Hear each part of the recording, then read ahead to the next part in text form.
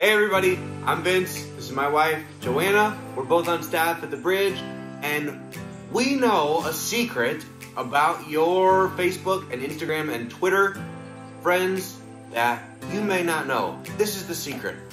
Many of them, now more than ever, are thinking about spiritual things. As we are in the middle of this coronavirus crisis, people are wondering, what happens after I die? Where is God in all this? Is there a God? What does my future hold? They're asking deeper questions than they've ever asked before. This is a critical time when we have an opportunity to reach them with the hope and love of Jesus Christ.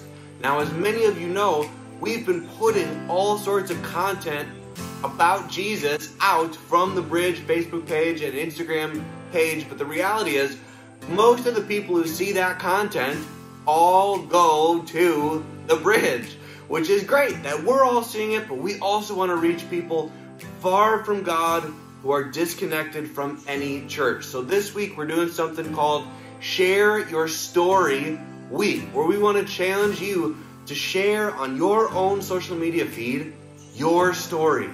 What God did to bring you to faith, what He did to help you get more serious about your faith. We're going to be doing it on our own social media pages, away from the Bridge page, on just our own personal Facebooks and Instagrams and all that. And we want to encourage and challenge you to do the same thing. The goal is not that you point them towards the Bridge, but the goal is that you point them towards Jesus by sharing your own story. Now, some of you are going to feel really comfortable and confident doing that, but we want to give you 3 easy steps to teach you how to do that if you haven't done it before. You can share it as a video. You can share it as a written out post. If you have a dramatic conversion story, this will work great for you. If you grew up in church, this will work great for you. You can follow these 3 easy steps to be able to share the story of what God has done in your life on your own social media platform. So Joanna, why don't you start us off with step number 1? Yes. So step number 1 is going to be to talk about your before. That's what we're calling it. So before you met Jesus, or before you started really taking a relationship with Him seriously, what was your life like? What were you like? I know for me personally, before I started taking my relationship with God seriously, I was a very insecure person. I had a lot of shame. I was filled with a lot of shame. I felt very condemned by God. Even though I believed in Him, I still felt like I needed to do certain things to earn His love.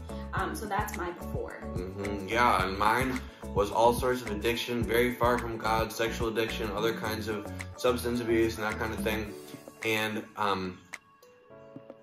when we share our stories, we'll share those parts of our stories.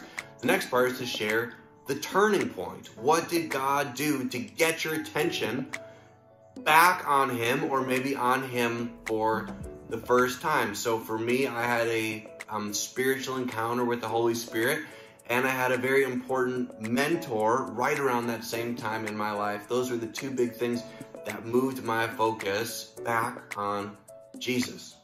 Yeah, for me the turning point came, I was in college and I was at a conference, and the speaker was just talking about the love of God. And for some reason, for the first time in my life, even though I'd heard it so many times, God loves you, God loves you, that was the time where it really became real for me. Yep. And then the last step? Yes, step number 3 is your after.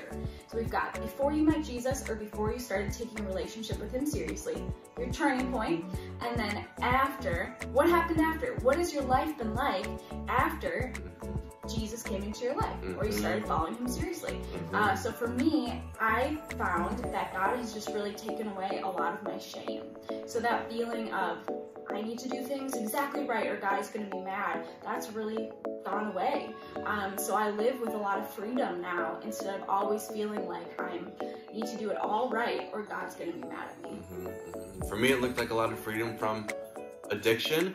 And it also has looked like finding a renewed, and for me, really new purpose of helping people connect with God, understanding His love for them and how that He wants to have a relationship with every human being. So that's just a little preview of our stories. We're going to share our stories separately and and have our own post about our own stories. That's just a little preview to give you an example of what it might look like to share your story. So we want to encourage and challenge you to give it a shot this week, whether it's a video or a written post on Facebook or Instagram, wherever you are.